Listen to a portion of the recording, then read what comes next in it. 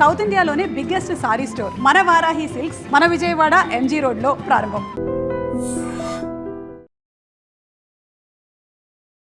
నమస్కారం, welcome to I dream. నేను మీ సంగీత.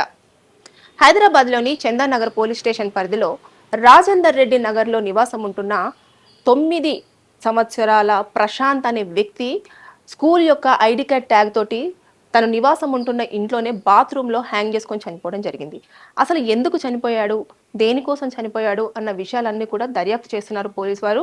కానీ ఇప్పుడు ఈ కేసులో మనము రెండు వైపులా కూడా మనం ఆలోచన చేయాలి. ఏదంటే ఇటు తల్లిదండ్రుల వైపు నుంచి వెళ్ళి, అదేవిధంగా స్కూల్ తరపు నుంచి వెళ్ళి కూడా. అతను ఒక ప్రైవేట్ స్కూల్లో 4th స్టాండర్డ్ చదువుతున్నాడు. సో ఆ స్కూల్ యాజమాన్యము, చుట్టుపక్కల ఉన్న పిల్లలు, ఇదంతా కూడా. అయితే మనం ఈ కేసులో దర్యాప్తు ఎలా కొనసాగుతుంది, అసలు ఎలాంటి స్టేట్మెంట్స్ అంతా కూడా రికార్డ్ చేయడం జరుగుతుంది అనే దానిపైన మనం ఒక్కసారి మాట్లాడుకున్నట్లయితే, ఫస్ట్ ఆఫ్ ఆల్ ప్రశాంత్ అనే వ్యక్తి ఏం చేశాడు, ఇమీడియట్గా అంటే బాత్రూంలోకి వెళ్ళేసి స్కూల్ యొక్క ట్యాగ్ తోటి చనిపోవడం జరిగింది, ఆత్మహత్య చేసుకున్నాడు. అది కాసేపటి తర్వాత తల్లిదండ్రులు గ్రహించి పోలీసులకు ఇన్ఫర్మేషన్ అందించారు. పోలీసులు వచ్చేసి దాన్ని వెంటనే చూడడం జరిగింది. చూసిన తర్వాత డెడ్ బాడీని గాంధీ మార్చురీకి పంపించడం అనేది అక్కడ వరకు చాలా క్లియర్గానే ఉంది. ఇప్పుడు పోలీసులు ఏం చేస్తారంటే ఫస్ట్ ఇంటి దగ్గర నుంచెల్లే వారి యొక్క ఇన్వెస్టిగేషన్ అనేది స్టార్ట్ చేస్తారు. ఎలా అంటే ఇప్పుడు పిల్లోడు చనిపోయాడు, ఎందుకు చనిపోయాడు అంటే ఈ మధ్య కాలంలో పిల్లలు చిన్న విషయానికే చాలా హర్ట్ అవుతున్నారు. హర్ట్ అయిపోయి నేను ఇంకా అసలు అమ్మ వాళ్ళకి ఇష్టం లేదు, చుట్టుపక్కల వాళ్ళకి ఇష్టం లేదు, అసలు నన్ను టీచర్స్ నచ్చట్లేదు అని చెప్పేసి ఆత్మహత్యలు చేసుకోవడం అనేది కామన్ గా ఈ రోజుల్లో ఎక్కువగా మనం చూస్తూ ఉన్నాం. అంటే బిల్డింగ్ పై నుంచి కూడా అంత చిన్న ఏజ్ లో 3rd floor, 4th floor, 5th floor నుంచి కూడా దూకేసి ప్రాణాలన్నీ కూడా ఈజీగా తీసేసుకుంటూ ఉన్నారు. అయితే ఇక్కడ మనము పోలీసులు ఏమని ఆలోచిస్తారంటే, తల్లిదండ్రులు గనక ఏమైనా అన్నారా అంటే ఆ పిల్లోడు బాత్రూంలోకి వెళ్లే ముందు తల్లిదండ్రుల మధ్యలో పిల్లోడి మధ్యలో ఏమైనా ఘర్షణ వాతావరణం ఏమైనా జరిగిందా, మీరేమైనా అన్నారా అని చెప్పేసి, ఏమైనా టీవీ కోసం కానివ్వండి, లేదు అంటే ఫోన్ కోసం కానివ్వండి, లేదు అంటే ఇంకేదన్నా క్లాస్ రూమ్లో చదవట్లేదా, లేకపోతే టీచర్స్ ఏమైనా మీకు కంప్లైంట్ ఇచ్చారా, దాన్ని ఏమైనా పిల్లలతో డిస్కషన్ చేశారా అనే దానిపైన కూడా మొత్తం ఎంక్వైరీ చేస్తారు. చేసిన తర్వాత లేదు అసలు మేము ఏమనలేదు, మేము కాముగా ఇక్కడే కూర్చున్నాము, తర్వాత తనే వెళ్ళిపోవడం జరిగింది అని చెప్పేసి చెప్పడం. ఇంకా బాత్రూంలోకి వెళ్ళేటప్పుడు ట్యాగ్ ఏమైనా తీసుకెళ్లేటప్పుడు వీళ్ళు చూసారా, చూసినప్పుడు ఏమైనా అడగారా, లేదంటే వీళ్ళకి కనిపించకుండా తీసుకొని వెళ్ళడం జరిగిందా, జరిగిన తర్వాత ఎంతసేపటి తర్వాత డోర్ అనేది ఓపెన్ చేయడం జరిగింది, వాళ్ళకి ఇన్ఫర్మేషన్ జరిగింది, ఇదంతా కూడా ఫస్ట్ తల్లిదండ్రులను అడుగుతారు. అడిగిన తర్వాత వాళ్ళ దగ్గర స్టేట్మెంట్ తీసుకున్న తర్వాత అప్పుడు చుట్టుపక్కల ఉన్న నైబర్స్ని అడగడం జరుగుతుంది. ఏమంటే వీళ్ళంతా ఎలా ఉంటారు, ఈ ఫ్యామిలీ ఉండే విధానం ఎలా ఉంటుంది, తల్లిదండ్రులు పిల్లోడితో ఉండే విధానం ఎలా ఉంటుంది, ఏమైనా కొట్టడం కానివ్వండి, తిట్టడం కానివ్వండి, అరవడం కానివ్వండి, లేదంటే గజమాయించడం కానివ్వండి, ఇలాంటివి ఏమైనా మీరు చూసారా, దాని తర్వాత పిల్లలతో ఆడుకునేటప్పుడు కూడా ఎలా ఉంటాడు పిల్లోడి ఆనందంగా ఉంటాడా, లేదు అనుకుంటే ఏమైనా మూడ్ స్వింగ్స్లో ఉంటాడా, ఏదన్నా తీసుకున్నప్పుడు అతని యొక్క కోపం ఏమన్నా వస్తుందా, ఇవన్నీ కూడా ప్రతిదీ కూడా అక్కడ ఎంక్వైరీ చేస్తారు. చేసిన తర్వాత నెక్స్ట్ ఇంకెక్కడ స్కూల్ దగ్గరికి వెళ్తారు. స్కూల్ దగ్గరికి వెళ్ళేసి స్కూల్లో ఏమైనా పిల్లలు అతన్ని కామెంట్ చేయడం కానివ్వండి, చదువు విషయంలో టీచర్స్ ఏమైనా అనడం కానివ్వండి, లేదు అంటే మార్క్స్ విషయంలో ఏమైనా తగ్గిపోయిందని చెప్పేసి ఏమైనా అందరి ముందు నిలచోబెట్టడం కానివ్వండి, ఇలాంటివి ఏమైనా చోటు చేసుకున్నాయా, అక్కడ ఏమైనా వాతావరణం జరిగిన తర్వాత పేరెంట్స్తో డిస్కస్ చేయలేక ఏమైనా ఇలా ఆత్మహత్య చేసుకోవడానికి దారి తీసిందా అనే యాంగిళ్లలో కూడా ఇటు 2 వర్షన్స్ అన్నట్టు, ఇటు పేరెంట్స్, అదే విధంగా స్కూల్ యాజమాన్యం, వీళ్ళిద్దరి స్టేట్మెంట్స్ అనేవి చాలా క్రూషియల్ గా ఇక్కడ మారే అవకాశాలు ఉన్నాయి. మారిన తర్వాత ఇక్కడ మొత్తం పూర్తి స్థాయిలో తెలిసిన తర్వాత ఇప్పుడు పోస్ట్ మార్టం రిపోర్ట్ అనేది కూడా చాలా కీలకంగా మారుతుంది. ఇక్కడ ఎప్పుడైనా సరే ఒక వ్యక్తి ఆత్మహత్య చేసుకునేటప్పుడు అతని యొక్క మెంటల్ స్టెబిలిటీ అనేది చాలా డిఫరెంట్ గా ఉంటుంది.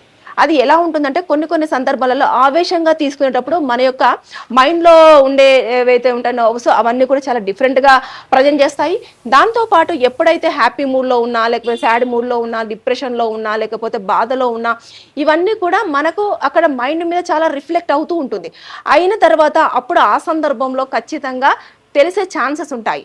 కాబట్టి తను బాధకి ఏదో లోనై దేనికో బాగా హర్ట్ అయిన తర్వాతనే ఇక అంత చిన్న ఏజ్లో 9 years పిల్లవాడు ట్యాగ్ తోటి ఆత్మహత్య చేసుకోవడం అంటే ఒక్కసారి ఇమాజిన్, ఎంతో కష్టం వస్తే తప్ప మనం చనిపోవాలి అన్న నిర్ణయానికి రాలేము. అంటే ఇంకా నాకు ఇక్కడ నేను బ్రతకలేకపోతున్నాను, నేను ఇంత ప్రెజర్ నేను తట్టుకోలేకపోతున్నాను, నా వల్ల కావట్లేదు ఇంకా నేను అని చెప్పేసి అనుకున్నప్పుడు మాత్రమే లైఫ్ అనేది క్విట్ చేయడం జరుగుతుంది.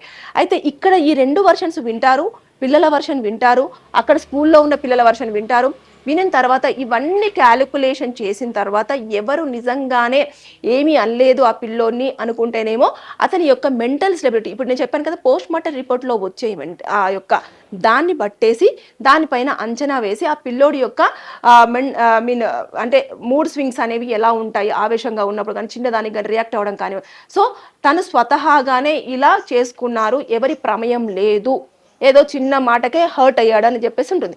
అదే ఎవరైనా మీన్ అతను ఆత్మహత్య చేసుకోవడానికి గనుక ప్రలోభ పెడితే, అంటే అసలు నువ్వు చదవట్లేదు, నువ్వు నాకు ఎందుకు పుట్టావు, నువ్వు చచ్చిపోతే బెటరు, అసలు నీలాంటి పిల్లలు ఎందుకు పుట్టారు అని చెప్పేసి కనుక పేరెంట్స్ ఏమైనా అలాంటి మాటలు అన్నారనుకోండి, వారికి పనిష్మెంట్ ఉండే అవకాశాలు ఉంటుంది. వారిపైన కేసు ఫైల్ చేస్తారు. చేసిన తర్వాత మినిమం వారు ఒక 1 year నుంచి 2 years వరకు కూడా జైలు శిక్ష అనుభవించే అవకాశాలు ఉంటాయి. దాంతో పాటు ఫైన్ కూడా వేసే అవకాశాలు ఉంటుంది. ఇకపోతే ఒకవేళ స్కూల్ యాజమాన్యం వాళ్ళు అక్కడ కనుక ఆయన యొక్క ఏదైతే ఉంటుందో చదువు పైన కానివ్వండి, లేదంటే మార్క్స్ పైన కానివ్వండి కామెంట్స్ చేసి అందరి ముందు హేళన చేశారనుకోండి, అప్పుడు ఏమవుతుందంటే ఆ స్కూల్ ప్రిన్సిపాల్ కానివ్వండి, ఆ క్లాస్లో ఎవరైతే ఆ టైంలో ఉన్న టీచర్ ఎవరైతే ఉంటారో వారిని ప్రస్తుతానికి మొత్తం ఎంక్వైరీ చేసిన తర్వాత సస్పెండ్ చేయడం అనేది జరుగుతుంది. అంటే ఇంకా ఆ పోస్ట్ నుంచి పక్కకు పెడతారు. పెట్టిన తర్వాత ఈ ఎంక్వైరీలో భాగంగా వారిని అంతా చేసిన తర్వాత వారు నిజంగానే ఇలా అన్నారు, పిల్లల అబ్బాయిని చూసి నవ్వడం జరిగింది, దానివల్ల తట్టుకోలేక ఇలా ఆత్మహత్య చేసుకున్నాడు అని కనుక వారి యొక్క దర్యాప్తులో నిర్ధారణ అయ్యింది అని అంటే ఖచ్చితంగా వారి యొక్క పనిష్మెంట్ కూడా ఉంటుంది. అంటే వారికి కూడా పనిష్మెంట్ ఉంది, వారిని కూడా అరెస్ట్ చేయడం జరుగుతుంది, వారిని కూడా జైలుకు పంపించే అవకాశాలు ఉంటాయి, వారిపైన కూడా కేసు ఫైల్ అవుతుంది. అంటే ఇలా మొత్తం కూడా చూసుకుంటే ఈ 2000 నుంచి కూడా పోలీసులు ఇప్పుడు ఈ పిల్లాడి ప్రశాంత్ చనిపోయిన దాని పట్ల దర్యాప్తు అనేది కొనసాగిస్తుంది. అంటే కేసు ఎప్పుడైనా కూడా ఇన్ని యాంగిల్స్లో నుంచి పూర్తి స్థాయిలో ప్రజెంట్ చేస్తారు. కానీ ఇది ఎక్కువ రోజులు పడుతుందా అంటే పట్టదు. ఎందుకంటే ఇలాంటి సస్పెక్టెడ్గా ఏదైతే చనిపోతారో వారందరివి కూడా వితిన్ 19 days లోనే కోర్టులో ఛార్జ్ షీట్ అనేది ఫైల్ చేయాలి. ఫైల్ చేయని పక్షంలో కోర్టు అక్కడ సీరియస్ అవ్వడం జరుగుతుంది. ఎందుకని ఈ కేసులో ఎందుకు ఇంత డిలే అవుతుంది అని చెప్పేసి.